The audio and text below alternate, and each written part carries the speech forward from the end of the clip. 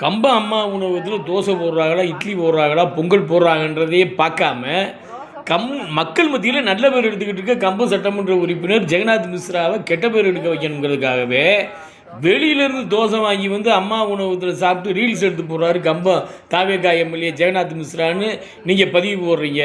அம்மா உணவகத்தில் இல்லாத தோசை தாவேகா எம்எல்ஏவுக்கு மட்டும் எங்கிருந்து வந்துச்சு அப்படின்னு கேள்வி கேட்குறீங்க. இதை நேரடியாக நீங்கள் போய் பார்த்தா தானங்க தெரியும், பார்க்காமையே பதிவு போடுறீங்க.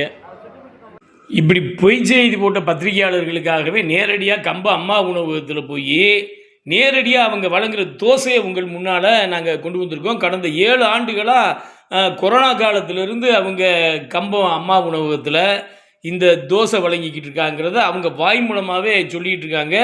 நீங்கள் கேளுங்க, இனிமேலாவது உண்மை நிலை என்னான்னு தெரிஞ்சு அதை பதிவு போடுங்க.